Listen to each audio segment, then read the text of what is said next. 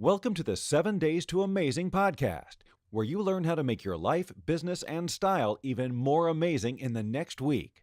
Now your host, Sharon Haver of FocusOnStyle.com.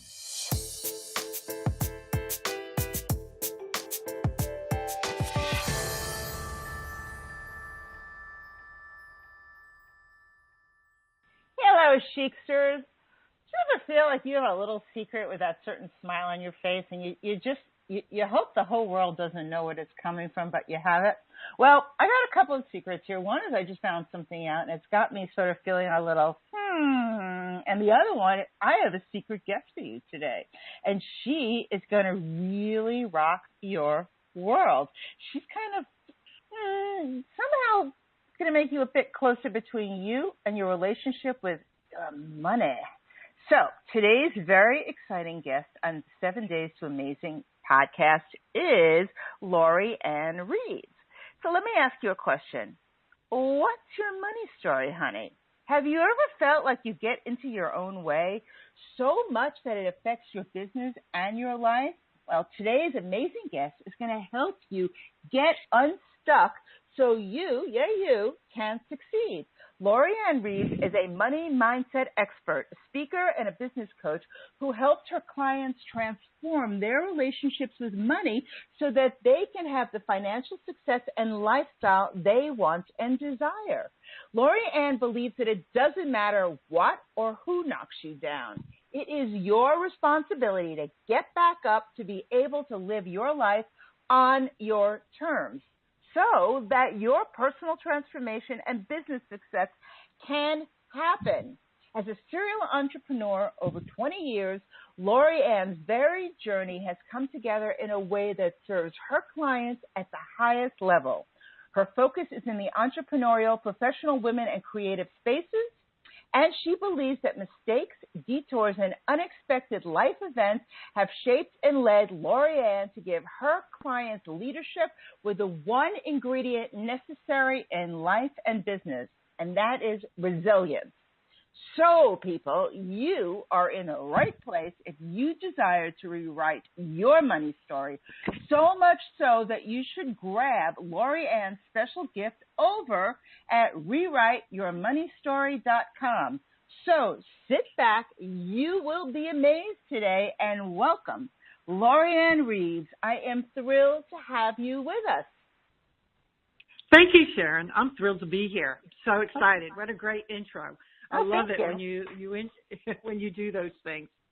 I just love that excitement you bring to your audience. Oh, well, it's exciting to have you here. Besides, you are we were talking before the show, and it's just a funny secret just came out, and you are a secret. You're like one of the best kept secrets on helping people get to a better relationship with their wallet, their pocketbook, their finances, and I'm all about that. So, yeah, thanks. Yeah. And you also really have a cool pocketbook. Yes, I do. I love that. And a lot of people just don't realize how some of their thoughts about money can get in their way and impede their success. So I'm glad to be here. Oh, thank you. So tell me, how did it get that way where you sort of got the big light bulb moment of, money can really hold me back when you think it's the thing that you want to succeed? Give me a little background of where you came from and how you just sort of had your big aha light bulb moment on getting unstuck with money. Everyone has that light bulb moment eventually. And really what happened to me was that over the years, I realized that people had stories that they got stuck in. And how I realized that is at one point, was trained as a marriage and family therapist. And in my private practice, I noticed that people would rather talk to me about their sex lives than their money. And when I started training and coaching, isn't that interesting? Yeah. And when I started coaching, entrepreneurs to build their business, I decided that I would bring money to the forefront. And that happened with me personally when I had a business partner walk out on me, several of them, and I said, what am I attracting here that I don't want? And what is the story from my relationship with money? What is the story of that I heard when I was a kid? And what were the things that the culture was saying about money that I had personally taken on and was attracting things I didn't need to be attracting around money?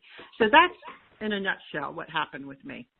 Well, because I think I know, like, in full disclosure, LoriAnne and I are in a really cool, I guess you would call it sort of a major mastermind together. It's a very high level program, and one of the things I think that we learn is that some of the problems that we have, that they have origins. I mean, they just didn't sort of manifest themselves in front of you today. They come from your baggage. And although I know LoriAnne has a really cool pocketbook, it's kind of like a Stella McCartney, everybody.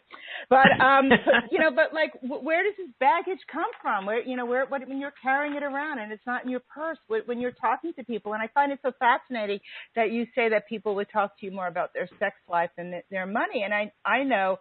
And it's been a weird week. I've been seeing some old friends of mine and talking to several that I haven't spoken to in years. And it's so funny how, like, you'll say, like, how you doing? And there's a few of them, and they'll be, like, really graphic on, like, how you doing in the bedroom. It's like, I don't want to know. TMI. But it's like, how are you doing? And it's like they'll complain about all these problems, but they'll be afraid to admit to, God, I just lost some money, or, oh, my God, I made so much money, or, oh, my God, I'm afraid to buy or spend it. It's so interesting. Like, what do you think is the psyche with people that they're more than willing to be free with the TMI of their bedroom antics rather than their bank account? Right. So great question, Sharon. So for me, there are two areas. And the first one, I'm just going to give a short example so people understand how a money story can get in the way and where it comes from. I have a client. She is a huge success in the educational consulting field, and she came to me to start a different business that she wanted to start. We thought, hey, it won't take long. She knows how to make money. She's got herself up to $500,000 a year in the educational space, and I started working with her, and she wasn't taking any action. And then I finally started asking her, what is going on when I'm talking to you about doing a sales call or networking out there? And she goes, all I hear is this fuzziness. And so doing some processes and some techniques that I've developed, what it came down to when she grew up, what she heard in her family was women only make money in two areas, nurses or teachers. Oh. Well, she had... And there's the story. She didn't even know she was carrying. She could not make the transition in that moment until she cleared her money story around women can make more money other than teaching and nursing. So it's a very fascinating way to show people how even stories you don't even know you have can get in the way of building your business. Wow. Yeah. It's so interesting. And if someone is like, how do they get to that point in their life where they're like, they're even aware or cognizant of the fact that they could be carrying some like money baggage? Like, how do they get to you to begin with? Well, most people start coming to me around building their business, but I quickly turn it around to the money because I know if we don't handle those money stories, they're not going to make any money. And I had to do it for myself too. And guess what? I'm still working on it because we're so influenced by how we grew up and the baggage we have as adults and what we hear in our culture. But the second piece I wanted to bring up that ties into this, Sharon, is people have tons of fear around money. And it plays out in a couple scenarios. One, if they make too much money, maybe they'll have to leave people behind because people have them in their little box of who they are. Maybe they're supposed to be the helper, not the person that's supposed to be out there making the money they want. And they have a fear of being too much because if you're too much, then people also start talking about you. So those two fears really play into people building their businesses to the level they really want to. Yeah, that's so interesting because the fear of being too much is something that it never really occurred to me sometimes I call myself like this two-headed monster because I was in the fashion business for so long and everyone there just wants to be too much and fabulous. And then being an entrepreneur and having, a business background as well, dealing with business people who are sort of afraid to put themselves out there. They're afraid to show up. And as I started working more with entrepreneurial women, I realized that it wasn't what they were wearing as far as the shoes or this, the hair, the cut, the eyeglasses or whatever. It really got deeper rooted into a very concrete and obvious fear of just being out there and being too much and being seen and being noticed, and that they have pigeonholed themselves back in such a place where they were comfortable and they were making all these movements and getting coaches and programs and, further education to sort of break free. But they were so afraid of getting to that point so that they were basically holding themselves back the way they walked into a room by looking like their 1982 yearbook photo or looking very underrated. So it was sort of a self-sabotage. And as you talk to them a little further, it also goes down to how they look at money. It's like a fear of flying in so many different levels. So they're like splatter money around like little breadcrumbs, but they're afraid to lay it down where it will help plant the seed and help them grow. Absolutely. So the fear, so what that ties into and what you're actually talking about is how women especially look at money and equate it to their self-worth. So if they have the fear of being too much, that means their self-worth is not where it should be. Mm-hmm. And so that equates to how they handle their money. So it's this vicious cycle unless they look inward. And what happens is, as you know, Sharon, we've seen it so much in our upper mastermind, and we see it when we're out there at live events, is that women, especially women entrepreneurs, they buy the next bright and shiny object program. They hire this coach. They do this. They do that. But they're still looking outward when they should be looking inward first. And then you plan what coach you need to hire. Then you plan what client attracting program you need to have. But that's the work that I do, is to get them to look inward so they can break free and be all they want to be. That's great. I was going to say also, Sharon, two things that I've noticed in over 20 years of working with folks. Men come to me and say, I work too much. I didn't have my family life that I wanted. And so when they're getting ready to retire, that's their regret. Women, when they get to a certain age and they feel those years are less and less, say to me, I wish I had lived up to my potential. And that is such a regret of being fearful of being too much. And then at the end, toward the end of your life, regretting what you didn't do in terms of your talent, what you could give to the world and what platform you could have out there. And that's such an interesting thing because I know as we're all getting a little older and people are like, oh, I don't want to get older. Well, you have a choice. You don't have to get older. I don't think you want that choice. So right. If you're going to get older, then why are you living a life of regrets? Isn't it, once that awareness happens, shouldn't this be your time to sort of say, I'm back on the grid. I know I'm doing it. I've been a mom. I don't regret being a mom for once. It was like the best thing I've ever done is to be a mother. I adore my child to pieces. It's at my happiest moment. But at the same token, now that he's starting college and he's in the house right now, so he could probably hear me, it's just also I'm kind of like, I'm back on the grid because you're not my number one responsibility. I'm back to being, and I don't really feel that I put myself aside or anything for him, but it's just your importance levels, your priorities sort of shift a bit. So I don't really understand when people say like, oh, I didn't live up to my potential. Well, today is your potential. What do you want to do today? And so how do you deal with someone to get to that point where they're like, live for today and tomorrow, not because of the past. Free yourself from that so you can get to what's next.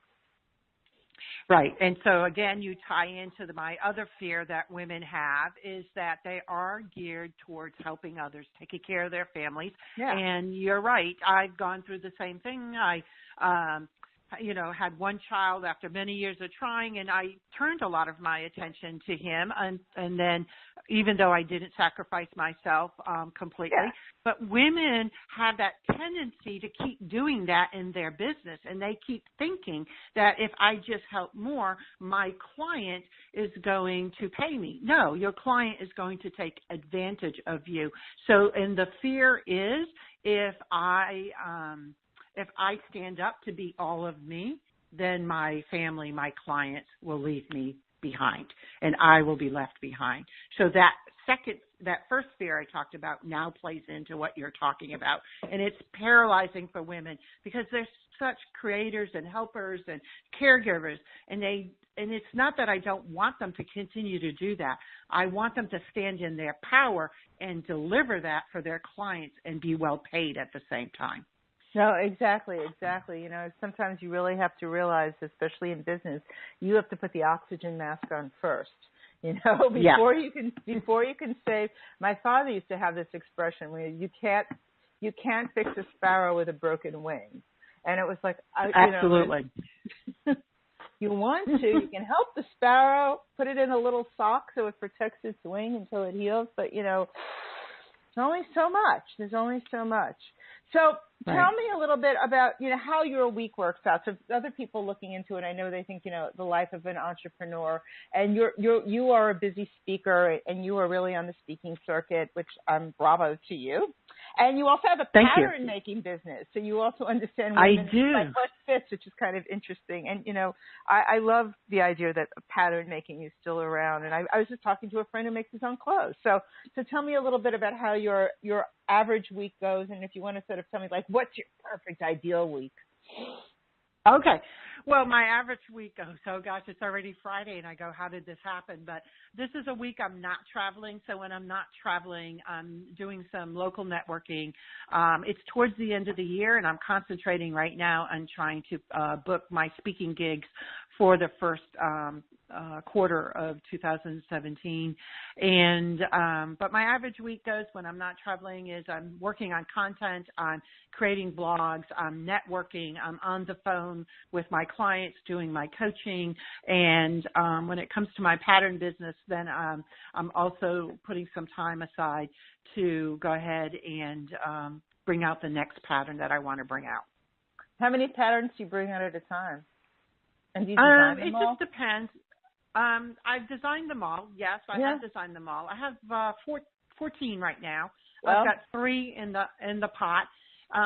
The reason I went this route is I am a curvy gal. It's my one of my loves. My grandmother and I always sewed together when I was young, and she taught me the business because she was a bridal gown designer in the small state of Rhode Island, and so she taught me the skills, and I took it as a minor in college, pattern drafting. And I've got a curvy body, Sharon, and I got tired of not being able to find everything I wanted, and the kind of designs I wanted. So I actually started for myself and then started selling them to other women and to professional women that take them with the fabric I sell them and take it to someone that can make it for them and fit their body perfectly. So. Wow, that's great. Yeah, a friend of mine was saying that he does it for himself because he's so tall, and it's just, it's just easier. It's funny because when I was a little girl, my mom used to do a lot of sewing and fixing, and every time I was sick, she would sit up all night and make my Barbie doll an outfit. So my Barbie dolls had all these couture clothes. So if I was sick, I would wake up and Barbie would be sitting, at my nightstand wearing a new outfit. And as a matter of fact, on my shelf behind my desk, I have one of my favorite old Barbies, and she's wearing it's like a gold knit 3-piece suit, and it has this fabulous coat with a brocade lining. And I remember those days. Yeah, I also have Skipper in a little outfit behind. But no, it's this one Barbie, and it always reminds me because my mom used to and she would make the patterns, but she was never that form. My grandmother had the sewing machine, and she always had the Butterick patterns and the boat patterns. But my mom used to piece it all together, and it's like I could, rig things, but I'm never good at that. And it's funny, as I grew up with it, so you think it would be a skill that I would have, but no. But I can like rig things. Like this friend I was talking to was talking about like how to make this full crinoline, and we're like, well, if you can't find it, you just go get some tulle and you put a piece of elastic underneath it and you do like some ghetto couture, and it's like you go out of that. Right. I could be, maybe that's the stylist in me, give me some duct tape and some clamps and I can make anything. But patterns, I don't know. I come from a family of it, and it didn't pick up. So tell me, what does style mean to you? Because I know you have your business style, you have your professional style. I know you have a signature color, which is that really beautiful kind of French electric blue. And Yes.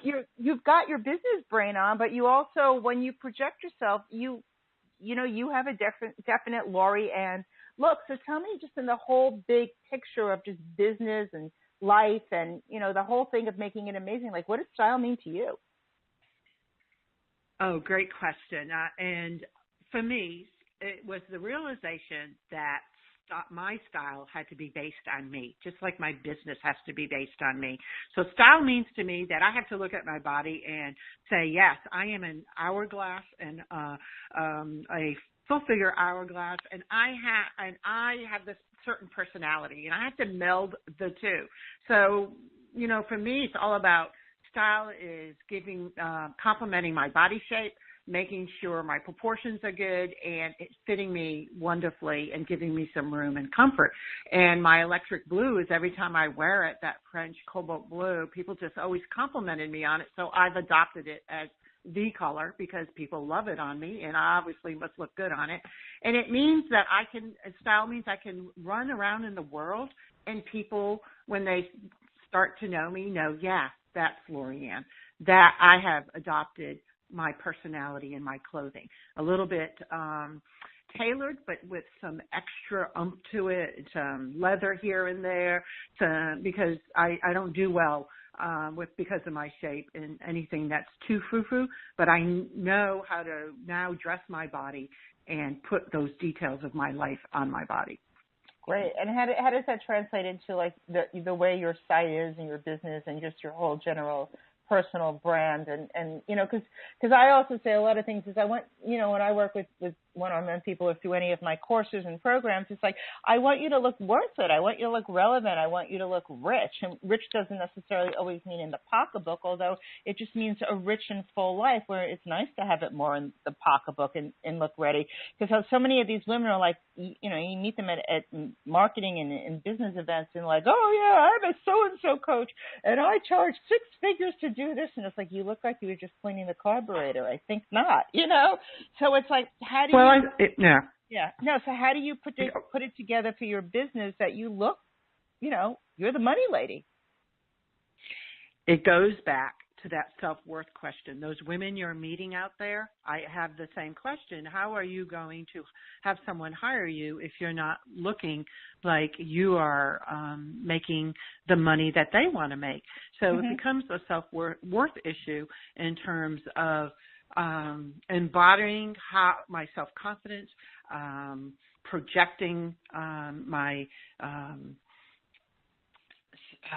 voice when I'm speaking, projecting my life out there, but still being me. I hear the complaint all the time, and I know, Sharon, you hear this all the time. Well, I just want to be comfortable. I don't want to wear this. I don't want to wear that. Drives me crazy. Because as you know, because you are the stylist in here, that if you do a little bit of shopping, you can find things that you are still comfortable with and embrace who you are and still look fabulous. You don't have to go crazy over schleppy. So I think, or schleppy. And that when you're looking schleppy, you're telling the world you don't care about yourself. Exactly. So how can you care about your? They don't care. How can you care about your clients? They don't get it. How can you care about your clients? When you look lazy, when you have a lazy appearance, why would I think that you're not going to be lazy to me? Like, we all, like, especially women who work from home, you don't exactly get zhuzhed up every day. But if you're going out there, you just, like, really, how do you expect me to think that goes into your business, that is the first thing I'm saying? So I want you to kind of go back and tell us a little bit. Give us a couple of takeaway tips because we've gone sort of all over on this one. And if someone Yeah, but it all is coming back to the same thing, and it's coming back to, you know, this fear of self-worth and fear of being too much. It all is the same, and that's one of the things I really want to everyone who's listening and understanding in 7 Days to Amazing is because it's not just what you wear. It's not how you run your business. It's not, you know, your tan couch with your macrame throw on it at home, your lifestyle. It's everything that makes us all amazing. It all comes together. It's everything we do is a sum of the parts, and there's synergy, and it becomes greater than that one little thing. So if it starts with this story of having a faulty, iffy kind of relationship with money story, how does someone, give me 3 takeaways that someone can do this week to really get in and get a better relationship with money so they can soar in other areas of their life? Okay, great question. So I'm going to start with number 1, just start observing and the money story you may be telling yourself. So go back to what you heard as a kid. If you're married, kind of ask yourself how money, you're discussing money in your relationship, or if you're in a relationship. And number 3, what are the cultural money stories you're hearing out there? Oh, money's only for certain people. I heard that one as a kid. So kind of make a little list.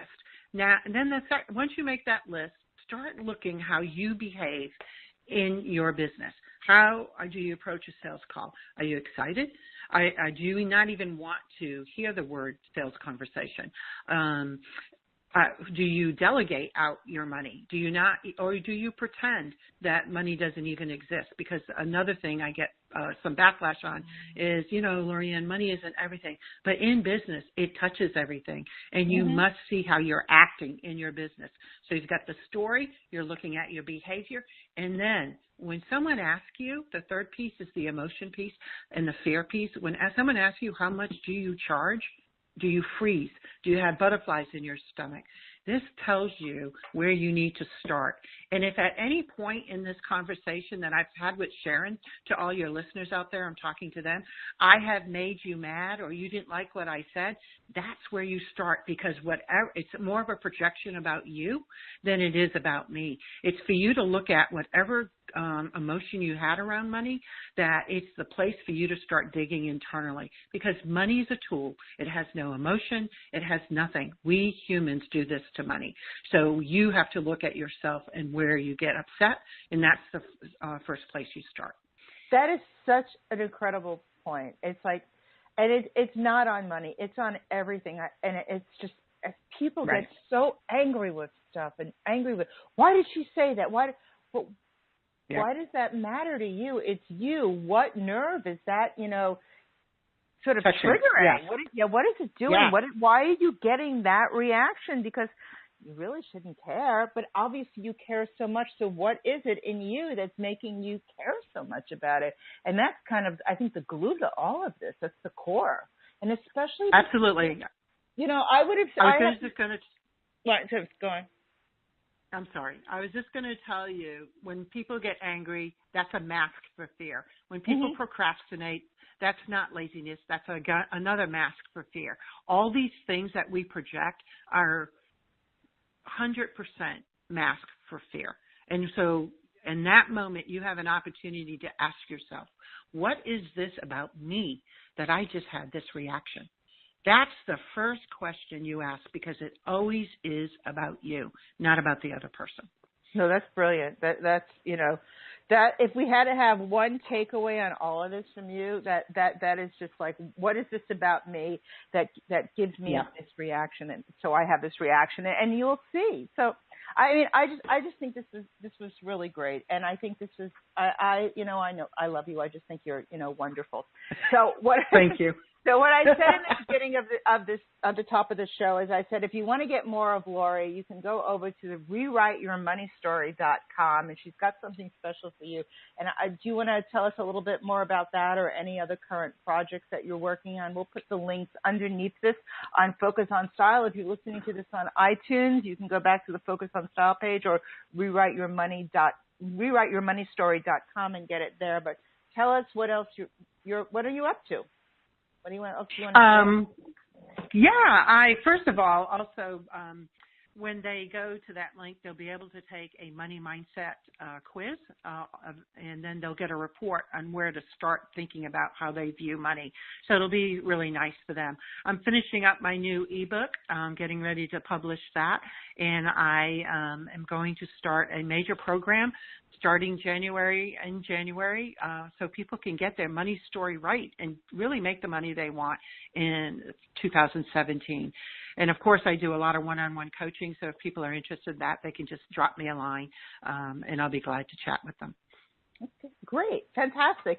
Thank you for being here. And, everyone, again, rewriteyourmoneystory.com with LoriAnne Reeves. And thank you, LoriAnne, for being here today. There was really some brilliant takeaways. And I can tell you right now, I'm going to have my team create some really cool memes to pass them around on social media, because there are really some good, juicy nuggets that I think will help all the listeners and everyone really get a better relationship with money. And just, what was that old song? Money is, what it says? Money is everything. Money, what was that old song? Money isn't everything, but money touches everything in your business. And so that's what I was saying. Yeah. Thank you, Sharon. I loved being here. I love your energy, and I look forward to more collaboration. Thank you. Same here. So bye-bye, everybody. See you all soon. That's a wrap. Well, not so fast. Don't forget to hop over to FocusOnStyle.com for exclusive content to help you live your most amazing life with style and success. For even more great stuff that Sharon only shares by email, subscribe to her In the Know list at www.FocusOnStyle.com/insiders. See you next time.